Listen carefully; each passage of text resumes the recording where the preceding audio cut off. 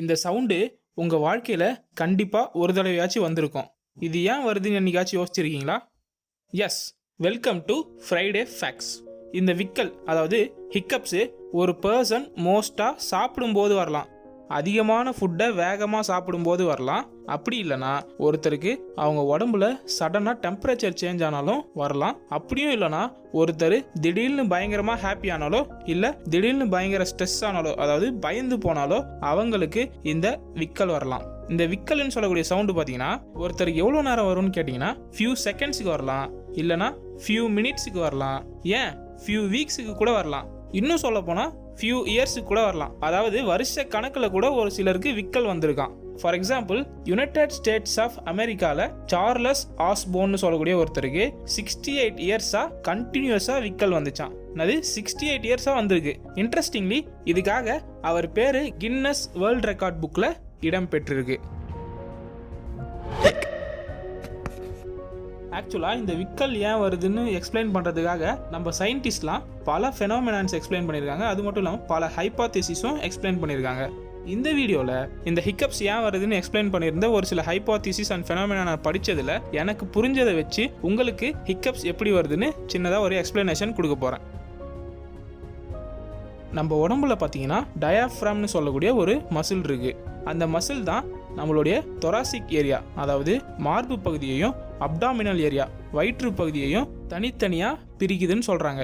அது மட்டும் இல்லாமல் இந்த டயாஃப்ராம்னு சொல்லக்கூடிய ஒரு மசில் நம்ம ரெஸ்பிரேஷனில் முக்கியமான பங்கு வகிக்குது.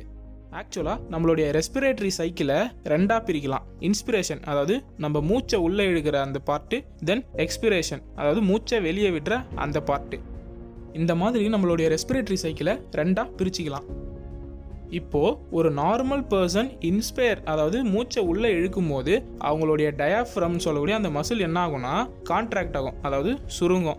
இந்த மாதிரி கான்ட்ராக்ட் ஆகும்போது அந்த டயாஃப்ரம் கீழே போகும். ஆனால் இதுவே ஒருத்தர் எக்ஸ்பயர் அதாவது மூச்சை வெளியே விடும்போது அவங்களுடைய டயாஃப்ரம் ரிலாக்ஸ் ஆகுமா, அதாவது கண்ட்ராக்ஷன் அதுக்கு ஆப்போசிட்டு ரிலாக்ஸேஷன். ஸோ இந்த டயாஃப்ரம்னு சொல்லக்கூடிய மசில் ஒருத்தர் எக்ஸ்பயர் பண்ணும்போது ரிலாக்ஸ் ஆகுமா.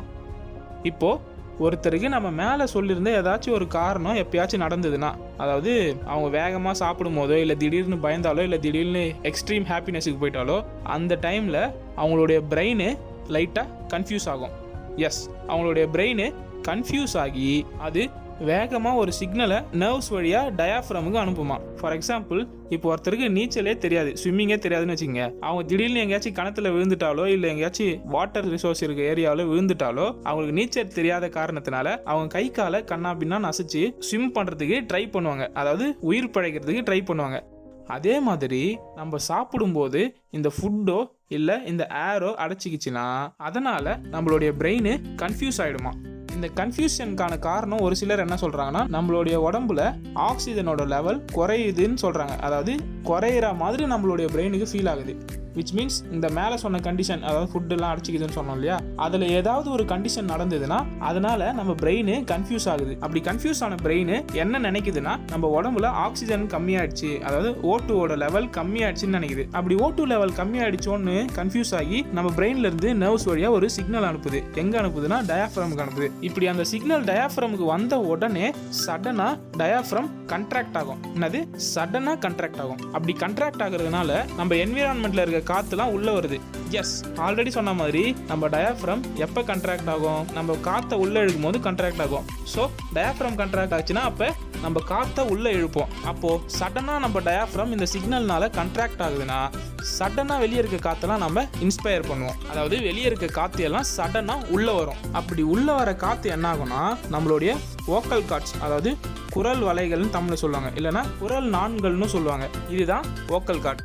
இப்போ இங்கே வேகமாக உள்ள வர காற்று இந்த வோக்கல் கார்டு வழியாகவும் வேகமாக உள்ளே போகும். அப்படி வேகமாக போகும்போது ஒரு சவுண்டு ப்ரொடியூஸ் ஆகும், அதுதான் ஹிக். இதை தான் விக்கல்னு சொல்கிறோம். ப்ளஸ் ஒருத்தர் நிறைய சாப்பிட்டாலோ இல்லை வேகமாக அடைச்சிக்கிற மாதிரி சாப்பிட்டாலோ இல்லை அவங்களுக்கு சடனாக டெம்பரேச்சர் சேஞ்ச் ஆனாலோ இல்லை ஹை எமோஷ்னல் ஸ்டேட்டஸுக்கு சேஞ்ச் ஆனாலோ அவங்களுடைய பிரெயின் நம்மளுடைய உடம்புல ஆக்சிஜன் லெவல் தான் கம்மியாயிடுச்சோ அப்படின்னு நினச்சிக்கிட்டு நர்வ்ஸ் வழியாக சிக்னல் அனுப்பி நம்ம டயாஃப்ரமை சடனாக கண்ட்ராக்ட் ஆக வைக்கும். அப்படி கண்ட்ராக்ட் ஆகிறதுனால வெளியே இருக்க காற்று நம்ம உடம்புக்குள்ளே வரும். அப்படி வரும்போது அது வோக்கல் கார்டு வழியாக தான் சடனாக போகும். அப்படி சடனாக போகும்போது ப்ரொடியூஸ் ஆகிற ஒரு சவுண்டு தான் ஹிக், அதுதான் ஹிக்கப்ஸ்.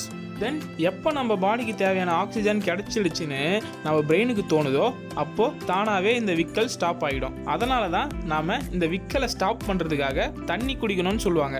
பிகாஸ் தண்ணியில் பார்த்தீங்கன்னா H2O ஆக்சிஜன் இருக்குது. ஸோ இந்த ஆக்சிஜன் உள்ளே போச்சுன்னா ஆக்சிஜனோட லெவல் இன்க்ரீஸ் ஆகி நம்ம கன்ஃபியூஸ் ஆன பிரெயினை சாந்தமாகி விக்கலை நிறுத்திடும். அது மட்டும் இல்லாமல் இந்த விக்கல் வரும்போது ஒரு சிலர் பயமுறுத்துவாங்க. அவங்க பயமுறுத்துறதுல நம்ம பயந்துட்டோம்னாலும் இந்த விக்கல் நின்றுடும்.